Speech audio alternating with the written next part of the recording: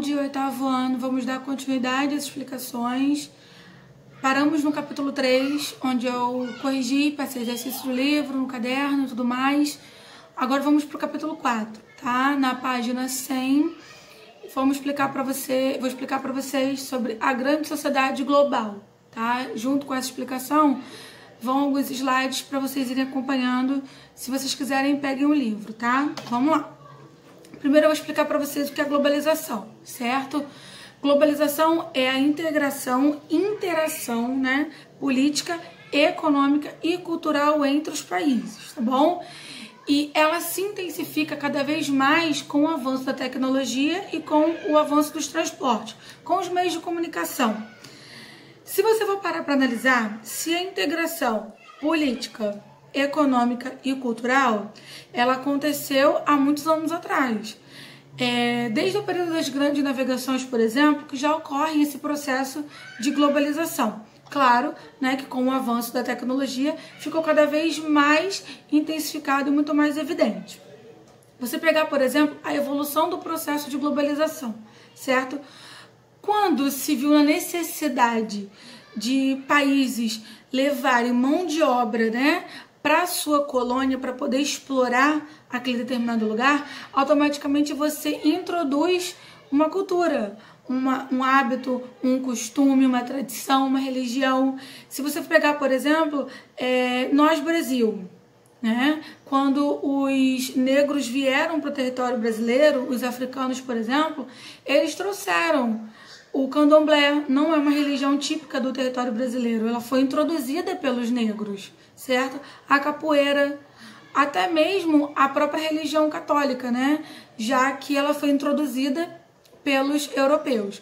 Então, quando você introduz um povo, né, num determinado lugar, você leva as tradições, os hábitos, os costumes, a religião, tudo para esse determinado lugar.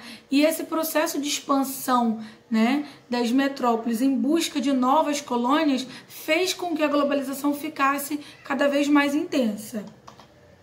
E após, né, durante e após a Revolução Industrial, esse processo de globalização ele ficou um pouco mais em evidência, mas foi realmente após a Segunda Guerra Mundial que essa globalização ela ganhou muito mais intensidade, tá bom? O que aconteceu?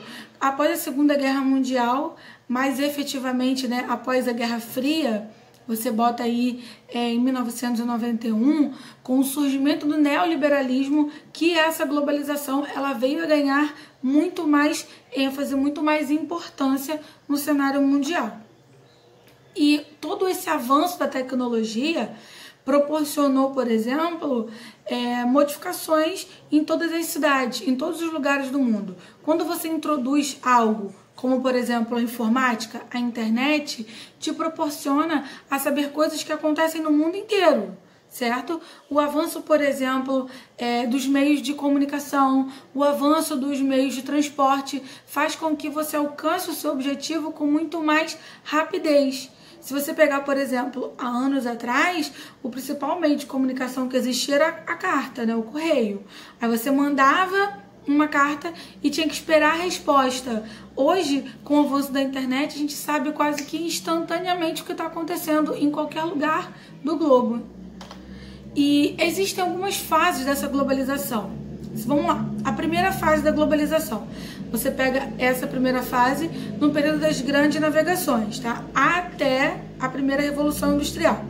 A segunda fase já é da Revolução Industrial até a Segunda Guerra Mundial, que foi a grande expansão que teve o capitalismo.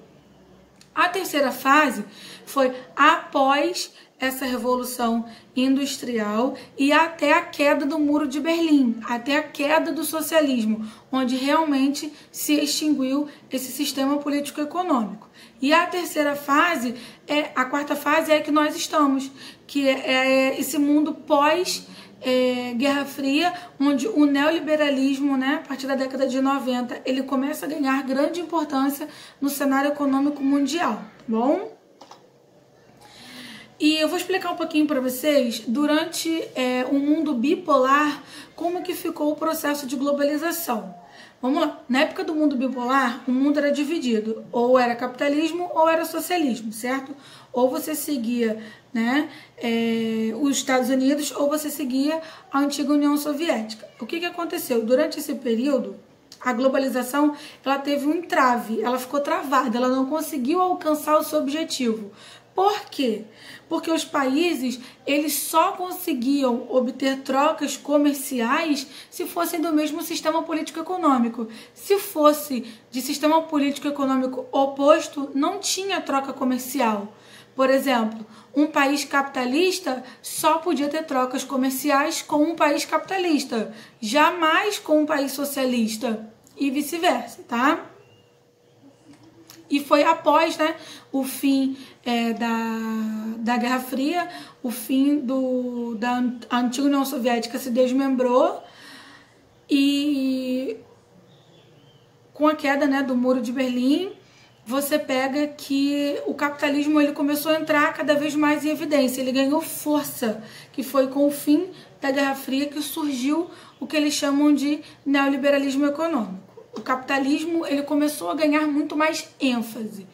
E existem alguns fatores que contribuem, né, para esse processo de globalização. Os principais são as empresas transnacionais atuando cada vez mais no cenário, né, global. O que são empresas transnacionais? São empresas que ela tem sedes em vários países espalhados pelo globo. Você pega, por exemplo, a Coca-Cola é uma empresa transnacional, né, que ela é de origem estadunidense e tem sedes no território brasileiro, por exemplo, McDonald's, você tem Nike, você tem Adidas, você tem Nokia, tem Samsung, tem diversos transnacionais que se instalaram no território brasileiro. Você tem o poder da mídia. Por que a mídia ela é um dos fatores atuantes no processo de globalização? O que acontece? Quando fala em mídia, vou relacionar os meios de comunicação. Né? O que acontece? O fetichismo, o fato de você saber, de você ver que alguém, por exemplo, algum ator, alguma atriz de Hollywood esteja usando alguma coisa, ou comprando, ou fazendo alguma propaganda, te estimula a você comprar. Então, o fetichismo que é de origem da mídia te induz a você comprar, a você consumir. E esse consumismo, ele é uma característica do processo de globalização. E você tem as novas tecnologias, tanto no setor de transporte quanto no setor de comunicação. Foi o que eu falei para vocês. Os meios de transporte ficaram cada vez mais avançados e os de telecomunicação também. A sensação é que o mundo ele ficou um pouco menor. Porque se antigamente você levava dias para poder chegar em outro país, hoje você leva horas. Antes você ia de navio, hoje você vai de avião. Então a sensação de que o mundo está cada vez menor e o tempo está cada vez mais curto. Por quê? Porque a sensação de que a gente a gente tem as informações instantaneamente do que acontece em qualquer lugar do globo através da internet. E as principais características da globalização recente. A primeira delas é a substituição do homem pela máquina, né? Quando o homem ele começou a criar máquinas, começou a introduzir no mercado e, consequentemente, a substituir a mão de obra do homem. Você pega a redução do Estado, a participação que o Estado tem na economia. Ele deixou de ser adotar uma política, por exemplo, keynesiana e passou a adotar uma política neoliberal, onde o Estado ele vai intervir cada vez menos nas decisões econômicas. Você pega o processo de descentralização da produção. Eu vou explicar no slide seguinte, com uma imagem, o que seria essa descentralização, tá? E uma característica marcante, né, dessa globalização cada vez mais recente e intensa é o crescimento da pobreza, a concentração de riquezas, né? Os ricos cada vez mais ricos e o pobre cada vez mais pobre, e o desemprego estrutural, que é causado pela substituição do homem pela máquina. No slide seguinte, está escrito assim, ó, descentralização do processo produtivo. Você vê que existem 3 indústrias, a indústria 1, a indústria 2 e a indústria 3. Elas vão montar um computador. Você vê que a indústria 1, ela vai produzir uma peça do computador, a indústria 2, ela vai produzir outra peça do computador e a indústria 3, ela vai produzir outra peça. O que vai fazer? Cada país está produzindo uma peça, manda tudo para o país que vai montar esse computador, para o dono desse computador. Isso é descentralização do processo produtivo. Por que eles optam em países diferentes? Primeiro, mão de obra barata. Segundo, a qualificação da mão de obra. Terceiro, grande matéria-prima em abundância. E quarto, mercado consumidor. Já no slide seguinte, mostra para vocês os principais países que têm essa descentralização do processo produtivo. Conforme vocês estão vendo, ele pega principalmente os países asiáticos, que são os tigres e os novos tigres, que tem mão de obra extremamente abundante, grande mercado consumidor, muita matéria-prima e principalmente as leis ambientais são extremamente falhas, tá?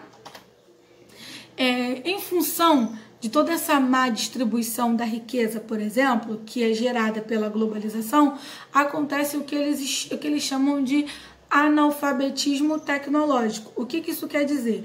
Quer dizer que quando você tem o poder aquisitivo, né, você financeiramente falando, não é como se fosse rico, por exemplo, o seu acesso à tecnologia, às informações tecnológicas são ruins. A tendência é o quê? É o rico ter muito mais informação, muito mais qualificação e ficar cada vez mais preparado para o mercado de trabalho, ao contrário do que existe com pessoas que têm o baixo poder aquisitivo, as pessoas ditas pobres, ou seja, as oportunidades podem existir, porém nem todos vão conseguir ter o mesmo acesso. Os grupos de países no mundo globalizado. Com a era da globalização, esses países começaram a ganhar uma nova nomenclatura, devido à sua reorganização e à sua estrutura. Quais são essas novas nomenclaturas? Países desenvolvidos, países subdesenvolvidos e países emergentes. Vou começar explicando um pouquinho para vocês sobre os países desenvolvidos. São aqueles países que são, industrialmente falando, muito elevado, tá? A qualidade de vida é muito boa, eles investem muito em ciência, informática, em robótica, engenharia genética e entre outros, tá? A qualidade de vida é muito boa.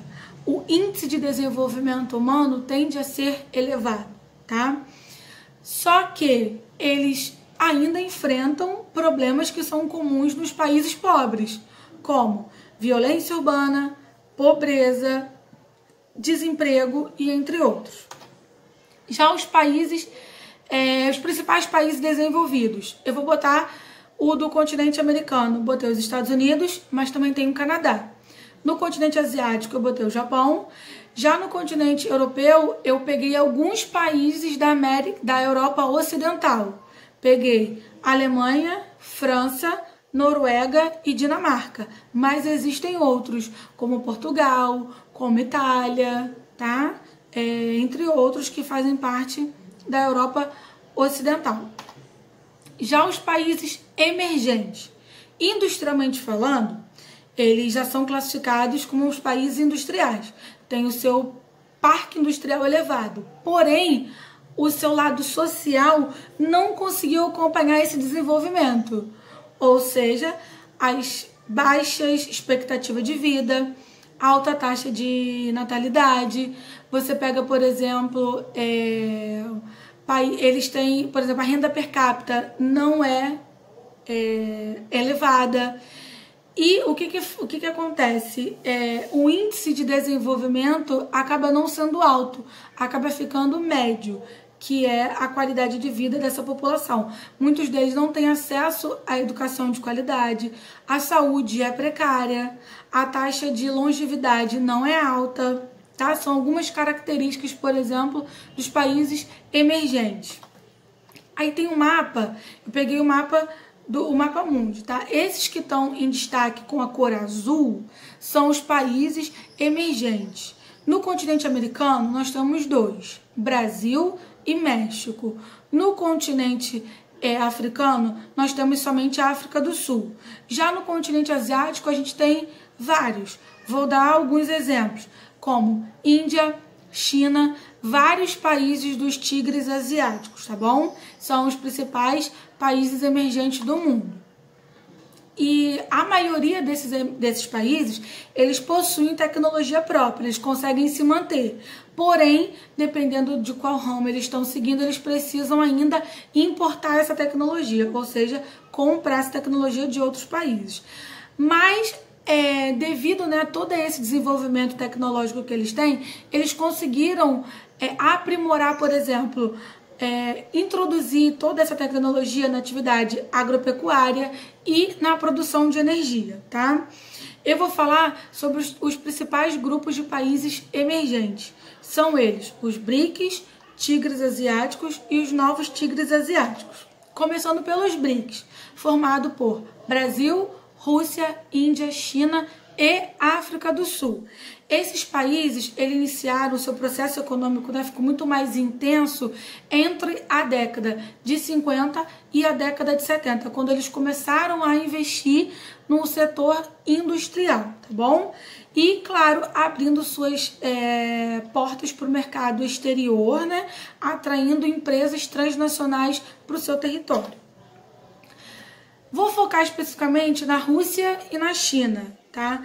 A Rússia, por exemplo, ela alcançou essa classificação de país emergente após a queda, né, da antiga União Soviética, quando a Rússia se desmembrou e o fim do socialismo fez com que ela acabasse optando pelo sistema político-econômico socialista, ou seja, quando ela aderiu ao capitalismo, fez com que ela começasse a crescer industrialmente falando, tá?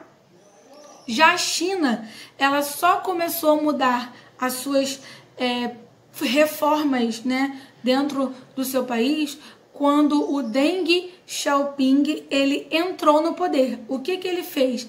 Ele reestruturou a economia, porque ele abriu o que eles chamam de socialismo de mercado, certo?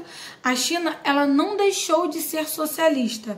Ela é um país que ela adere os dois sistemas político e econômico. Na parte costeira dela, na parte litorânea, por exemplo, tem o que eles chamam de zonas econômicas especiais, que é onde ele aderiu, né, o capitalismo. Já na parte interior do país, eles continuam ainda com o comunismo. Aí tem os tigres asiáticos. No mapa está mostrando para vocês o círculo dos países que fazem parte dos tigres asiáticos. São eles: Coreia do Sul, Taiwan, Singapura e Hong Kong. Eles estão com um círculo nesse mapa, tá bom? Para você saber quais são os países que fazem parte dos tigres asiáticos. E por que ele levou esse nome? Alguém saberia me dizer? Essa é uma pergunta que eu estou fazendo para vocês. Por que eles receberam o nome de tigres asiáticos? Você tem de 8 até meio-dia para me responder essa pergunta. O primeiro que responder vai ganhar um brinde quando a gente voltar, tá bom? Esses países dos tigres asiáticos, eles ganharam um forte crescimento econômico, certo? Muitos países, principalmente capitalistas, os ricos, os desenvolvidos, investiram nesses países. Você pega, por exemplo, eles foram, né, muito, como é que eu posso dizer, fortemente investiram em educação, infraestrutura e tecnologia. Porque a partir do momento que você investe em tecnologia, em educação e em ciência, você automaticamente tende a mudar a classificação do seu país, tá bom? Aí eu boto para vocês um mapa dos novos tigres asiáticos. Ele está com um asterisco em cima, tá bom? São eles Filipinas, Vietnã, Tailândia, Malásia e Indonésia. Esses novos tigres asiáticos, por exemplo, eles começaram a ganhar forte investimento dos Estados Unidos, do Japão. Por que eles fizeram isso? Porque eles têm uma mão de obra muito barata, muito mais do que os tigres asiáticos, tá bom? Só que ela não é tão qualificada. Mas dependendo do que ele quer produzir, ele só vai querer a mão de obra braçal, o que é importante para ele, tá? Para a empresa que vai colocar a sua transnacional nesse país, ele tem que saber que ali a mão de obra, em sua maioria, ela é uma mão de obra barata, porém não qualificada, tá? E eles receberam diversos investimentos de vários países, principalmente dos Estados Unidos e do Japão. E você pega, por exemplo, esses países dos novos tigres asiáticos, eles têm as principais empresas, são as tradicionais. As empresas que fazem roupa, calçado, brinquedos, são empresas mais tradicionais. As mais sofisticadas, que são de robótica, de genética, de informática, não ficam nesses países, tá bom? Mesmo tendo, mesmo obtendo todo esse crescimento econômico e industrial que os países tiveram, eles ainda enfrentam sérios problemas sociais, como desemprego, violência, fome, tá? Já os países subdesenvolvidos são aqueles países pobres, tá? São aqueles países, a maioria deles, a economia é voltada ou para a agricultura, ou para a pecuária, ou para o extrativismo.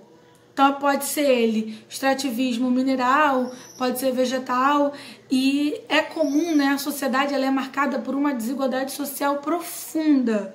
Você vai ter milhares de pessoas na pobreza e poucas pessoas com o padrão de vida elevado, tá bom?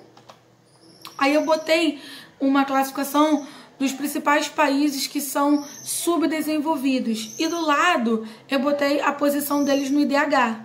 Aí são eles: Níger, República Democrática do Congo, Moçambique, Mali, Eritreia, Burundi, Serra Leoa, Afeganistão, Guiné-Bissau. Você pode ver que a maioria do que eu botei são todos do continente africano, com exceção do Afeganistão. Já nessa esfera globalizada em que nós estamos, surgiram algumas organizações para tentar diminuir ou minimizar com as desigualdades que acontecem em determinados países e tentar reerguer outros países. Por exemplo, o FMI, o BIRD, a OMC, o G7, G8 e o G20. Vou explicar pontualmente cada um deles, tá bom? Começando pelo FMI, que significa Fundo Monetário Internacional. Ele foi criado em 1944, né? Quase no finalzinho da Segunda Guerra Mundial e já sendo introduzido na Guerra Fria. O principal objetivo dele era o quê? Era estimular a geração de emprego, o desenvolvimento sustentável, para garantir, por exemplo, o equilíbrio social e a diminuição da pobreza, tá bom? Esse é o principal objetivo do FMI. Aí, os países que não são membros do FMI: Coreia do Norte, Liechtenstein, Andorra, Mônaco, Tuvalu e Nauru. Já o BIRD, que é o Banco Internacional para Reconstrução e Desenvolvimento, como o próprio nome já diz, ele foi criado para poder reconstruir os principais países que ficaram destruídos após a Segunda Guerra Mundial. Ele foi criado no final, por exemplo, de 1944, tá bom? Foi para poder reerguer esses países, principalmente os europeus, já que a Segunda Guerra Mundial aconteceu em solo europeu, tá bom? Ele, hoje em dia, ele conta com 187 países membros. Já a Organização Mundial do Comércio, que é o OMC, a sua principal função, né, as primordiais, são fiscalizar e regulamentar o comércio mundial, tá bom? Esse comércio mundial ele tem que ser fiscalizado e quem fiscaliza é a OMC. Já o G7, G8 e G20 são grupos dos países que têm maior influência no mundo. Se você pegar o G7, são um grupo dos 7 países que têm maior influência no mundo. O G8, após, né, a queda do Muro de Berlim e o fim do socialismo, a Rússia entrou e tornou o que eles chamam de G8. Já o G20 são formados pelas 20 maiores economias do mundo, certo? E totalizando essas 20 economias, a soma deles, 90% de todo o produto interno bruto do mundo vem da soma da economia desses 20 países. Já em relação à globalização e o consumismo, primeiro, né? Eu já falei lá no começo, a mídia, ela te influencia a você consumir, porque você acaba vendo na televisão alguma coisa e te atrai a você querer aquilo que ela está vendendo, seja um produto simples ou um produto mais complexo. Você, por exemplo, você está com o seu celular bom, certo? Aí tem uma propaganda que vem surgindo com o celular, com 3 câmeras, com várias funções, várias coisas que você pode fazer, que ele é muito mais atrativo do que o que você tem. O que você faz? Você acaba deixando o seu de lado e você quer o que a mídia está te oferecendo. Ou você vê algum artista em algum filme, alguma coisa, né? Algum desenho, te mostrando te mostrando o que é bom e você acaba aderindo àquilo ali, tá bom? Você tem também o consumismo, né, em relação aos problemas ambientais, certo? Quanto mais você consome, mais você gera lixo, correto? Então, todo esse consumismo, ele gera diversos problemas ambientais. Eu estou botando lixo, mas, por exemplo, para poder você produzir alguma coisa, você precisa retirar da vegetação matéria-prima. Então, você causa impactos ambientais. Para você produzir o seu produto, as indústrias precisam funcionar. E essas indústrias funcionando, elas liberam gás carbônico na atmosfera. E liberando esses gases poluentes, eles vão danificar o meio ambiente. Então, muitas das vezes, o que a gente acha que é necessário, não é necessário. São coisas supérfluas. A gente acaba comprando pelo fetichismo, tá bom? E uma relação que existe entre o consumismo é o que eles chamam se pode existir o consumo sustentável. Você pode sim consumir, desde que não seja de forma desenfreada, seja de forma equilibrada, tá? E que você venha a reaproveitar o que você está consumindo, ok? Já em relação à crise, né, do capitalismo, existem algumas teorias, né, que causam o seu fim ou somente uma crise mesmo. Você pega primeiro, a primeira teoria, ela surgiu com Karl Marx, a segunda teoria, né, do fim do socialismo, dessa crise que tem o socialismo, foi por Nikolai Kondratiev e a terceira foi por Joseph Schumpeter. Começando por Karl Marx. Karl Marx, ele dizia que toda a evolução desse sistema político-econômico seria o seu fim. Ou seja, essa crise aconteceria como uma consequência do seu próprio modelo de evolução. Quanto mais ele iria se evoluindo, mais ele iria cavando o seu próprio fim. Iriam acontecendo crises que ia fazer com que o capitalismo entrasse em extinção, por exemplo. Já de acordo com Nikolai Kondratiev, né, ele dizia que essa crise do capitalismo ela seria cíclica, de período em período, como se fosse de 50 em 50 anos, ele entraria em processo de crise. Por quê? Por causa das grandes transformações tecnológicas que cada período iria passar.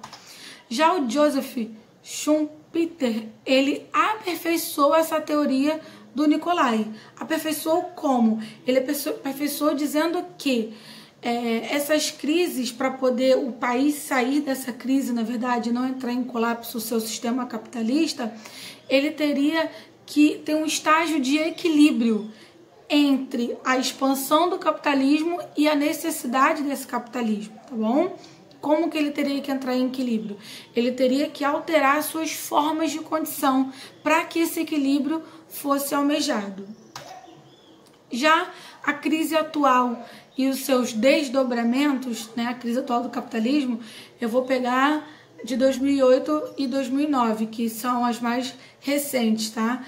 Aconteceu mais precisamente nos Estados Unidos, no setor imobiliário. Ela surgiu nesse setor, certo? Como que aconteceu? Com a grande especulação desse setor imobiliário e, consequentemente, a possibilidade de elevação de procura, todos decorrentes, né, do crescimento da classe média, fez com que as ações nas bolsas de valores desse setor ficassem elevadas, só que a procura não foi como eles estabeleceram. Consequentemente, diversos entraves, diversas dificuldades econômicas vieram a causar essa crise, vieram a causar a queda na bolsa de valores do setor imobiliário. Como aconteceu nos Estados Unidos, e que as economias elas são cada vez mais globalizadas, cada vez mais entrelaçadas, fez com que países europeus, por exemplo, sentissem consequências drásticas, fazendo com que suas economias fossem classificadas como economias sujas. Os famosos PIGs, tá?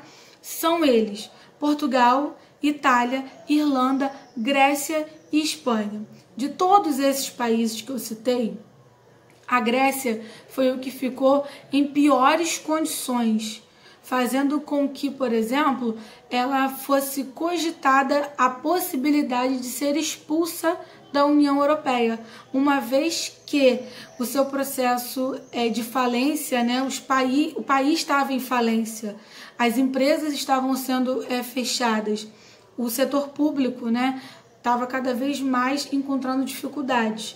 Então, por esses motivos e por outros, a Grécia, por exemplo, estava sendo cogitada a sair da União Europeia. Eu espero ter esclarecido as dúvidas de vocês. Façam os exercícios da página 125 até a página 132.